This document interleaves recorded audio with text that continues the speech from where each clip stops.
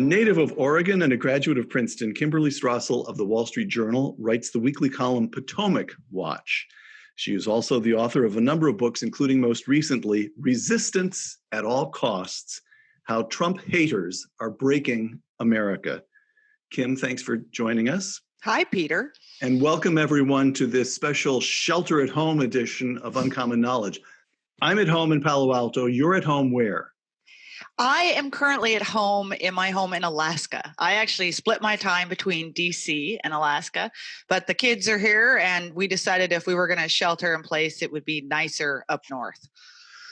So April, still plenty of snow on the ground? Lots of snow on the ground. It was about 11 degrees last night, but we're getting lots of daylight already. So it's getting light before 6 and not getting dark until after 9. Any bears coming out of hibernation? I guess I'm running through all my Alaska cliches in my mind here. Okay, next up is moose. The moose are all out in force. The bears, we haven't, it's still a little bit early, but pretty soon they'll be out. All right. So I'm in California, you're in Washington, and we take both our minds and put them in Washington. 2 quotations. The first is you in the Wall Street Journal on April 2nd. So just a few days ago as we record this. Quote, crises have a way of separating the leader-like from the opportunistic. The Trump administration spent this week distributing ventilators, standing up small business loans, dispatching hospital ships, erecting alternate care facilities, explaining virus modeling, revamping regulations to keep truckers on the road, and plastering the airwaves with information about hygiene and social distancing, close quote. That's quotation 1. Here's quotation 2. This is Pete Wehner in the Atlantic magazine on March 13th, quote, Trump is fundamentally unfit for office. For me, Pete Wehner writing, that is the paramount consideration for electing a president because at some point a president will face an unexpected crisis. The crisis has arrived in the form of the coronavirus pandemic, and it's hard to name a president who has been as overwhelmed by a crisis as the coronavirus has overwhelmed Donald Trump. Kim, 2 just totally different views of reality here. Yeah. So look, first of all, this is an unprecedented crisis, as we have all talked about ceaselessly. And it's hard for me to know that there would be any leader, any person, or any administration that would have been prepared for it or known exactly what to do. So from my perspective, I think the question is when you look at Donald Trump, and by the way, we all have different views of his leadership style. But if you look at the actions and what has actually taken place, the question is the federal government providing some sort of guidance? And is it providing the support it needs to the states? And I think that as a general answer to that, that has happened. All right. Let me do this again. Another pair of quotations. Same idea, actually. Here's David Frum in The Atlantic, April 7th, just a couple days ago, that the pandemic occurred is not Trump's fault. The utter unpreparedness of the United States for a pandemic is Trump's fault. And David went on at about 2,000 words length, and the whole article was titled, This is Trump's Fault. Here's Holman Jenkins in the Wall Street Journal, again, April 7th. Same day. There will be much to criticize about the Trump administration's response, just as we can never forgive FDR's baiting of Japan with embargoes, Kennedy's actions in the Bay of Pigs, or Johnson's in the Tonkin Gulf. Mr. Trump is the worst president we've ever had, just like some of the best presidents we've ever had. So here's this distinction between Trump is singularly unsuited for office.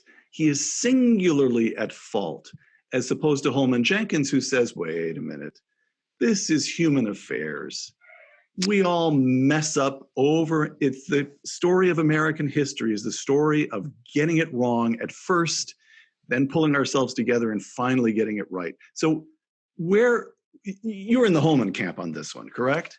Well, right. But I think that's in part because, look, I'd be open to somebody making the argument that Donald Trump is singularly unsuited for this moment. The problem is that most of the people that are making that case, including David Frum, who you just quoted, or including Pete Wehner, have been making the case that Donald Trump is singularly unsuited for office from before the time he was even elected. So it becomes kind of difficult to separate out the uniqueness of their argument in this case versus their general view that the man should never have been elected at all. Right. That just, I mean, and that's I think, and I've made this case many times, that for the kind of Trump haters out there, after a while, your repetition begins to weaken your argument.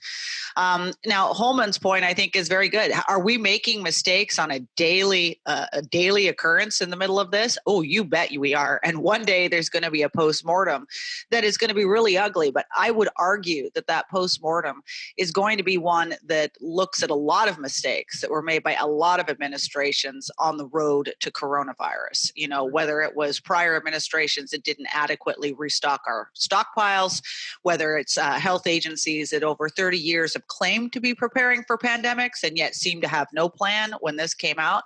Sure, this is going to require complete retooling of the way we look at these things. But to say that it's all incumbent upon one person is just ridiculous. Back to the coronavirus, back to the substance of what we're dealing with right now. Just one more Trump question.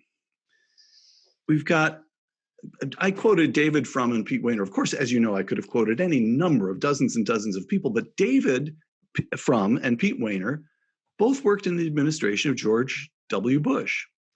3.5 years ago, before Donald Trump, 4 years ago, before he declared his candidacy for president, you and I would have thought of David Frum and Pete Wehner as, broadly speaking, to put it crudely, on our side. Limited government, free markets, Republican candidates overall tend to be better for that than Democratic candidates. And now it reminds me again and again of the O.J. Simpson trial, where we had the jury and those of us watching on television looking at exactly the same set of facts and coming to utterly opposed conclusions. What accounts for this? Yeah, I mean, but this has been happening again since the minute You wrote a whole book on it. I wrote a whole book on it. And, you know, I make these examples. It is astonishing to me. And this is my favorite one, that you continue to hear people say today that Donald Trump is some sort of autocrat or tyrant or a dictator in the making. Because I'm sorry, when you step back and you look at what his administration has actually done on a day-to-day basis. I mean, forget the president's press moments, forget the things he puts on Twitter. Look at what's happened at the cabinet level, at the agency level. One of the biggest deregulations in the history of the country, if not the biggest, yes. A giant tax cut. Okay, you can't become an autocrat by cutting the size of your government by a third, okay? I mean, everything that they have done is designed to take power away from the federal government, to devolve it out to the states, to make things more free in the country. But that's an example of what you're saying. And so now we're getting it here in the context of the virus, which is, you know, Donald Trump is suitably, you know, uniquely inept or uniquely unqualified for this moment.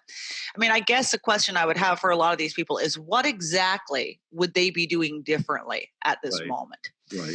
And I think that gets to some big questions about shutdown, no shutdown. But again, is that on Donald Trump or on this kind of mass of so-called experts and health community, which is all over the map itself on what the way is supposed to be forward? All right. The big takeaway. Here's Kim Strassel on March 19th. This is just great because I get to ask you what you meant about this or that. Of course, I read your column all the time. Now I get to talk to you about it. That's bad, though, Peter. It means I wasn't clear enough the first time. No, I get to ask you to elaborate, elucidate a little bit. Here, I'm quoting you. Here's the lesson of the virus so far. Relying solely on government bureaucracy is insane. To the extent America is weathering this moment, it is in enormous part thanks to the strength, ingenuity, and flexibility of our thriving, competitive, capitalist players, close quote. Explain that. Well, look, To me, whatever criticism you want to level at the Trump administration, the single most important thing they did at the very beginning was a philosophical decision, which is that they were not going to attempt to deal with this on their own. They were going to embrace the private sector and move forward in a public-private partnership in dealing with this. Brilliant, because that is exactly the way forward in this country, and it always has been. Federal government, when do we ever expect the federal government to turn on a dime and handle a major project? I mean, you cannot reconcile that idea in your head with, for instance, the DMV, okay? Which is what most of us think of in terms of government. So you turn to actors you can, and what's unique about this partnership is that you have players out there wanting to do stuff, and then the government's role is to get out of their way, right? And so it was the CDC that completely messed up that original testing regimen. It was the private sector. Go into that a little bit, because that gets laid at Trump's. That Trump gets blamed for that again and again and again. That's still going on. But just explain what actually happened with regard to the testing. So what happened is the CDC, the World Health Organization had its own way of going forward with testing, but lots of different countries over the time have always had different testing regimens. The CDC has traditionally, and in this case, it did it again, decided it wanted to come up with its own testing regimen because it wanted to exert some quality control over that. Right. The problem is that when all the scientists went and did it, they messed it up. It didn't work, and it delayed us for a couple of weeks. They then turned to the private sector, which got, luckily we had some incredible actors out there who'd been working on this already themselves, and they were able to stand up an effective testing regimen in little less than a week.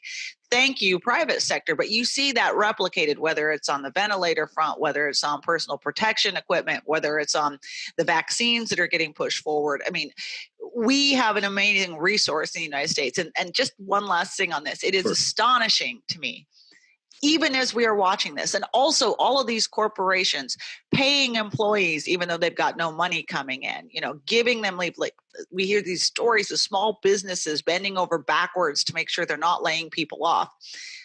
At the same time, we have Bernie Sanders giving a farewell or drop out of the race speech this week, in which he was unrelentingly horrid to the corporate community and suggested everything wrong in the United States is laid at its feet. Amazing.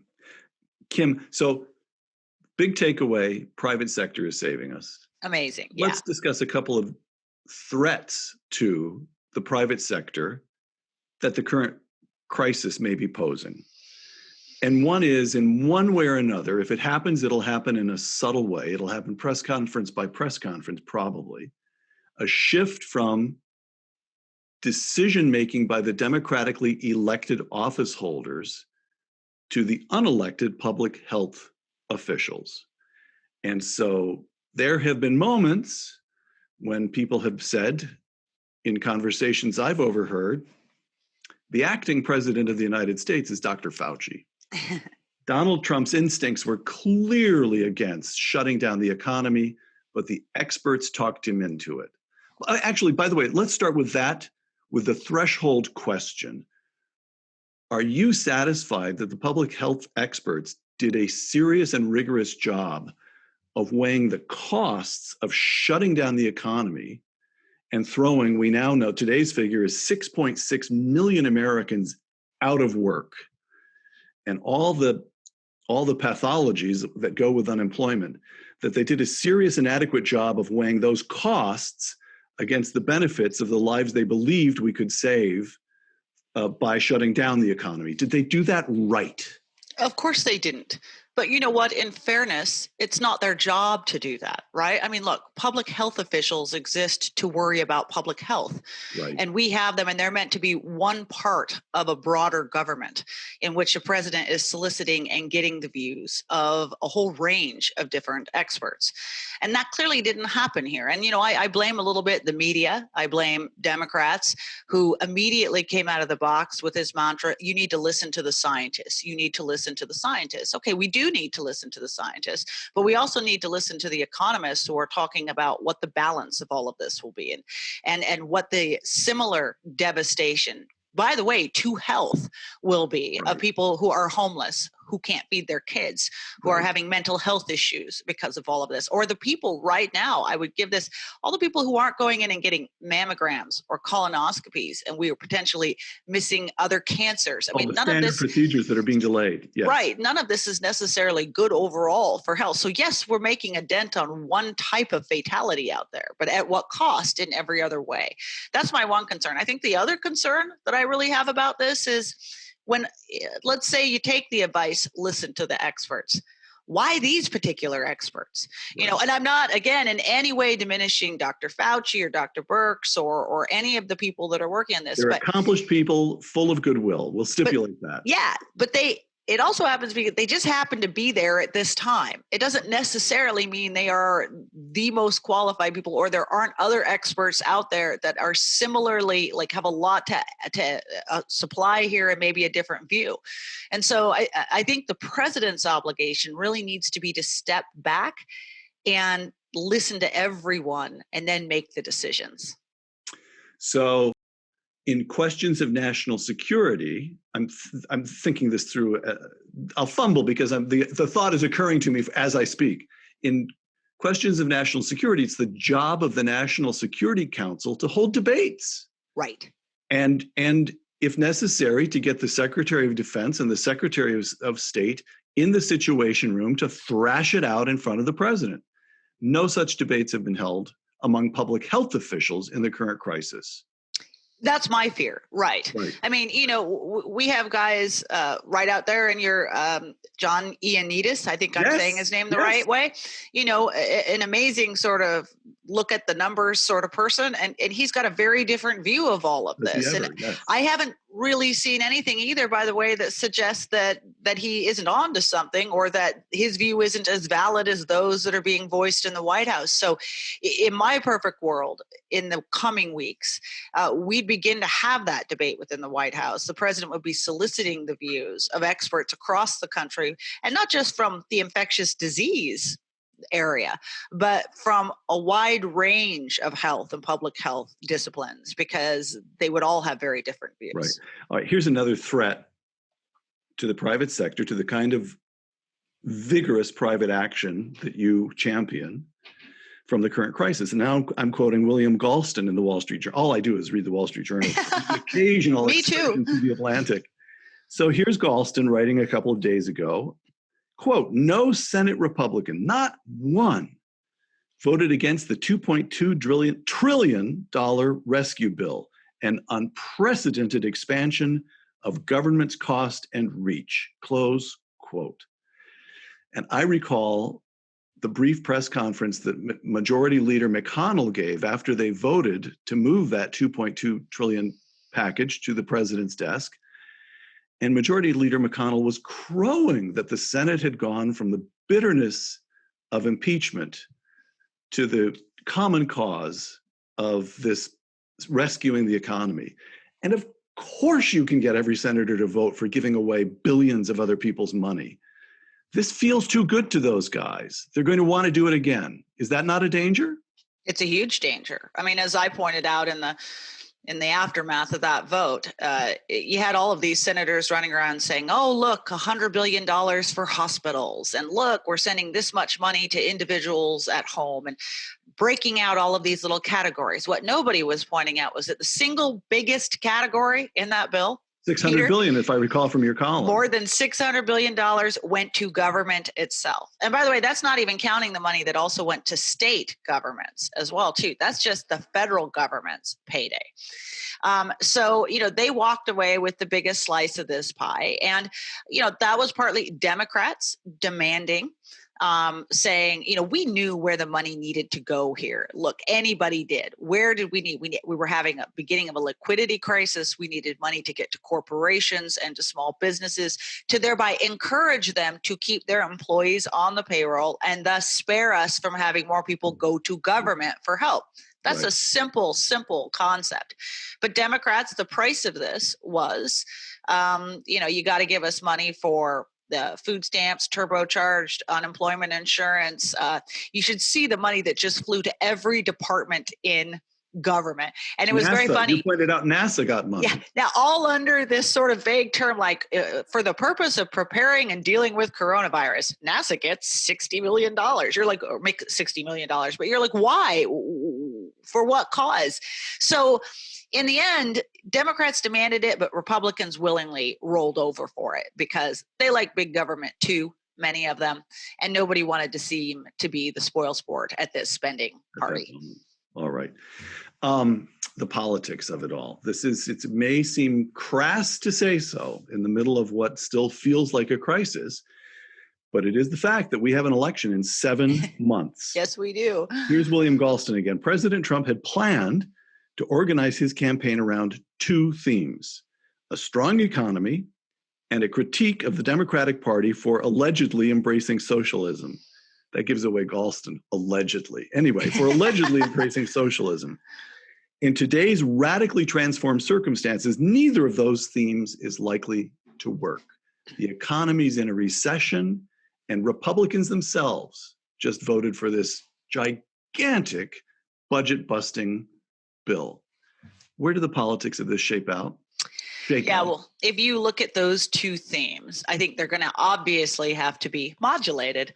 Although I think that there are corollaries to them that you are likely to see the Trump administration adopt. Look, with any luck, we are going to come out of the other side of this at some point, and the economy is going to start back up again. Everyone's having a debate. Are we going to have a U-shaped curve on the way back up, a V-shaped curve? The bigger point is that we're going to have a chance to rebuild.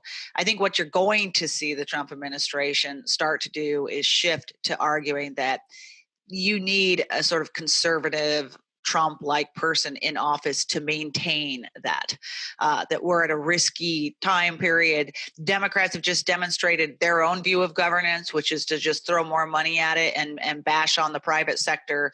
We, especially right now, cannot afford to have that happen. We will not come out of this for a long time if they are elected to the presidency in November. That's going to be one of their arguments. And that will prove compelling? Well, I think it's going to partly depend on, look, I mean, it's just simply the case that the way people feel about their pocketbooks plays a great deal into an election. So how bad is this? How much is the response that we put out there going to stem the losses? How quick is the recovery? We just don't have the answers to that yet. The journalists, the question of journalism. I'll come back to the journalists and coronavirus in a moment, but first, here's something that it just disappeared. The story disappeared. And you know where I'm going with this. Subsequent to the investigation of the FBI's requests to the FISA court connected to the Russia matter, the Department of Justice's Inspector General inspected more than 24 other FBI wiretap applications. The IG's office went in and essentially at random pulled together 29 that had nothing to do with the Russia matter, just to see how the FBI was submitting these things. And the IG's conclusion, there were, quote, apparent errors or inadequately supported facts, close quote, in every single one. And as I say, the IG Inspector General of the Department of Justice issued that report in late March. As you and I speak, this is 10, 12 days ago. Mm-hmm. It got this big a story in a few newspapers, and it's gone. What do you make of that? Well, I would like to point out, we at the editorial page, the Wall Street Journal did a big editorial on it because I always accept the op-ed page, the editorial page of the Journal. Go ahead. No, but because this is a huge deal, right? 100% failure rate, okay? And it's important because it puts the lie to guys like Comey, who for the past years have said, oh, you can't bash on the FBI. It's nothing but a bunch of people. We are straight up, these applications are the most serious things we do all the time. When the results in December came out of the IG's Russia report, he said, well, I guess we were a little sloppy. Well, now we find out that apparently the FBI's general attitude is that they don't need to follow any of the rules. And that we've got nobody watching the shop, and if the IG randomly chose 29 applications and every one of them was violating what are known as the Woods files procedures, which are meant to be the central mechanism by which you keep the FBI on the straight and narrow and make sure these applications are what are supposed to be scrupulously accurate. They don't care. And then the other aspect of that IG report is they also found out that the internal mechanisms that the FBI and Department of Justice are supposed to maintain to guarantee this are a joke. Nobody looks at the results of the reports that they do. Nobody goes back to the individuals who filed the applications and said, hey, you made errors. What's up with this? There's no consequences for anybody, no accountability. And the media doesn't want to talk about this because it reminds them of the Russia story, which was a humiliating experience for both them and the Democratic Party. Do they feel humiliated? They should. They should. They should feel humiliated because they got it 100% wrong. They put the country through torture for 3 years on the basis of their own hatred of a candidate, not on the basis of any facts. So a quick little summary. The media got the Russia matter entirely wrong. Mm-hmm. All these months later, not a shred of evidence has turned up that now Justice Kavanaugh was justly accused by Christine Blasey Ford. Not a shred of evidence of which I'm aware that was anything other than a fabrication from beginning to end. And what else? And now we have the IG's report making unambiguous that the FBI has been sloppy in one of its most solemn duties. Correct? Correct. And the press has no interest in any of that. Well, I think it's really wise, though, that you bring it up because it reminds us, Peter. I mean, look, the press does this all the time. We are in the middle of the coronavirus, right. Everything all day long, 24 hours, 7 days a week. But that's going to fade, and people are going to remember that there are other issues that do matter in the running of a country and in elections. And remember, we still have the Durham report to come out at some point too. That's right. That has not disappeared. And I keep reminding people as well that my belief, my understanding is that he is very conscious of not wanting to go too far into an active election period with his results. He wants to get that out. So I'd wager that's still going to come out sooner rather than later. This spring, summer at the latest? I think so. I would imagine he'd like to have it done before the conventions because that is often viewed as an official starting gun for an election. So there's a huge story coming.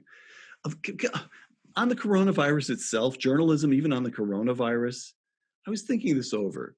Here, can I just give you a couple of questions? Just questions off the top of my head. So Dr. Fauci has been saying that this thing is more lethal than the flu. And it turns out, as best I understand, and I've talked to some physician friends here at Stanford, he cannot know that. He cannot know that. The lethality rate is a ratio. It's the number of people who die divided by something. And you can't know that it's more lethal than the flu until you have much more widespread testing of people who are infected. So there he is saying something that he can't know in front of a room full of reporters, and no reporters respectful. I mean, I have to confess, I have other things to do. I haven't listened to every minute of those White House briefings, but I dip in from time to time as you do. And the tenor is aggressive toward the president, aggressive toward Pence, and fawning toward Dr. Fauci and the public health professionals. Even when that question seems to me obvious, respectful, pertinent, and unasked. Or this question of, there's a new book out by a couple of Princeton economists. You're a Princeton woman. The Deacon husband and wife team, and they've done a study. I haven't read the book, but I read the review in the New Yorker, and they asked, what is the cause of these deaths of despair? And it's not related to age, and it's not related to race, and it's not related to region. It's a result of unemployment. Where people are unemployed, they abuse alcohol, they abuse drugs, you get domestic violence, and you get suicide. Well, if serious economists, such as those at Princeton, are studying this matter and running studies and quantifying it, why aren't we getting some modeling about the likely health effects of throwing 7 million Americans out of work that at least parallels the modeling we're getting every hour, it seems, on the coronavirus? Now, that strikes me as pertinent, respectful, obvious, and unasked. What is going on with American journalism? Yeah, am I wrong? No, every day I watch those, and it's so frustrating to me because I wish I were there to get to raise my hand. Good questions to ask of these people. Here's another one that I think falls into that same category. But, and you have probably noticed this as well, but everyone seems to have a different term up there, and I mean among the scientists about what it is exactly the end game is here. What are we trying to accomplish? Is it to slow the spread? Because that's very different from stopping the spread. Correct. Okay. Are we attempting to eliminate this altogether and then trace any new little case of it and go out and extinguish that? Because if that's the case, we're going to be locked down for a very, very long time, and we won't have an economy at the end of it. Or if we're going to slow the spread, slow the curve, lower the curve, flatten, whatever you want to call it, let's be honest that if you're taking that approach, a lot more people are still going to get this just over a longer period of time. In which case, why aren't we opening up some of these lockdowns? I mean, I just think that there are some really fundamental questions that the scientific crew up there does not get asked. So, okay.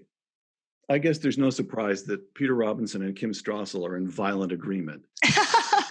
But the larger question is, these guys have shut down the American economy. I don't know what stories you're hearing in Alaska, but I live in an older house. We had some trouble with the kitchen, and I had a plumber in the other day, and it turns out that kitchen sinks are considered essential.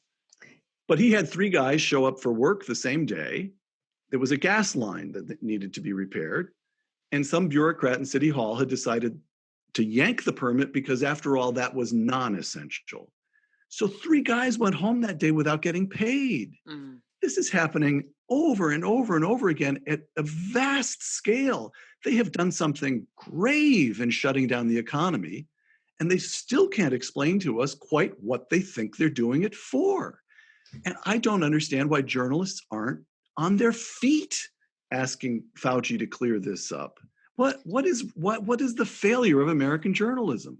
Or doesn't it seem as though Bill Safire or Scotty Reston of the old days at the New York Times would have pushed these guys for answers? Well, they would have asked the tough questions, but they would have asked the tough questions of those who are actually driving this show, which is what you're saying about the kind of public health officials who are standing up there on the stage.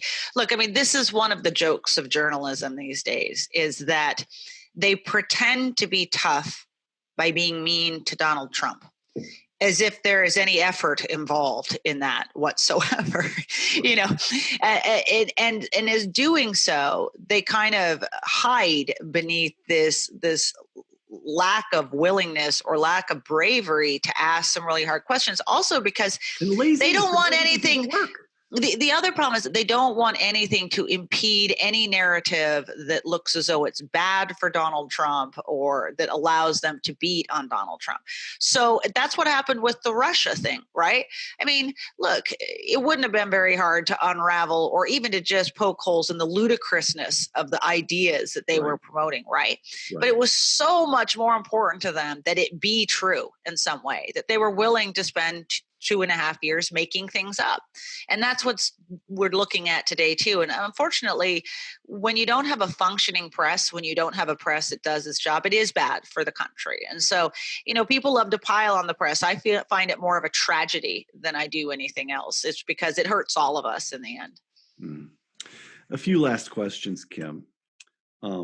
You're not only working at home, but you've got 3 kids to keep an eye on at home. So I won't thank you for your time. How does this end? We've even in New York, which seems to be the hardest hit, the peak either has already taken place or appears to be taking place quite soon, in a matter of days, not weeks. Who gets to go back to work and when, and who's going to decide all this? That actually strikes me as a pretty complicated sequencing problem. Who gets to go first? How do we sort this out, right?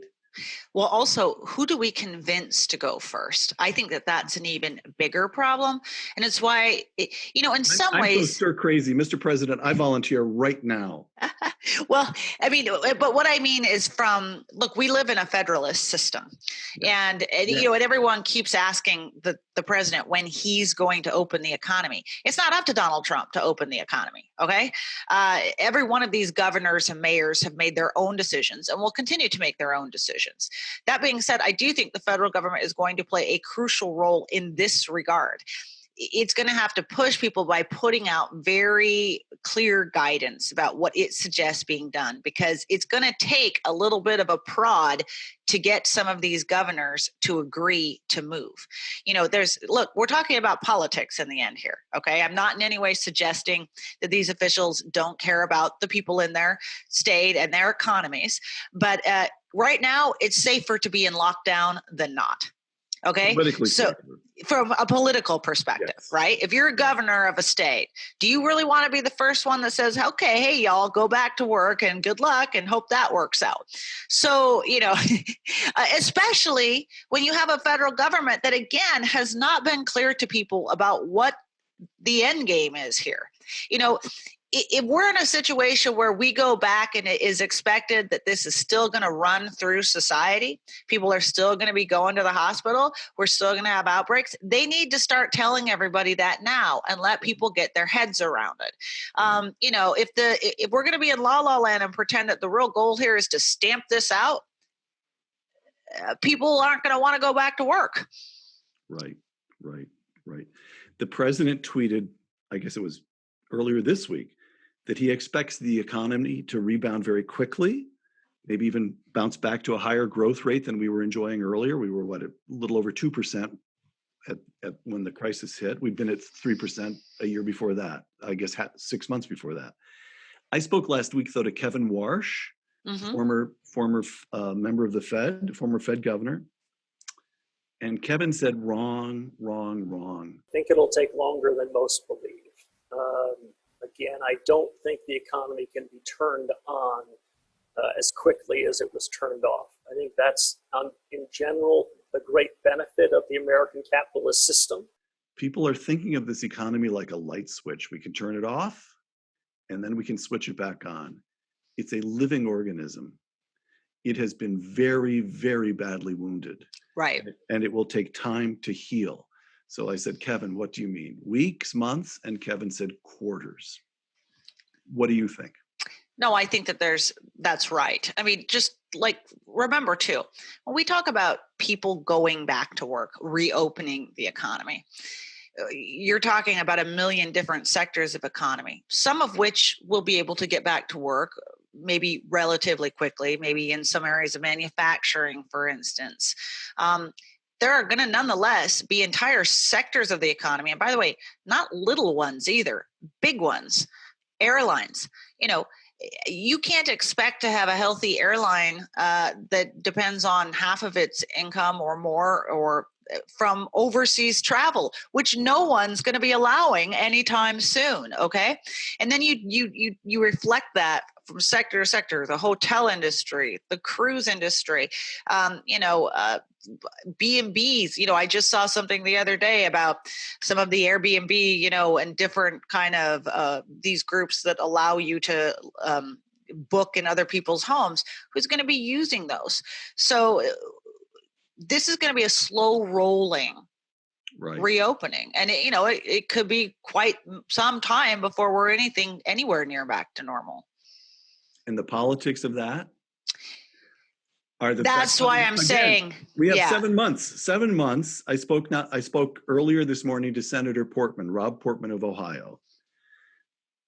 Democrats likely, who knows? He said, who knows? But Democrats likely to keep the House because Republicans face so many more difficult seats in the Senate than do Democrats.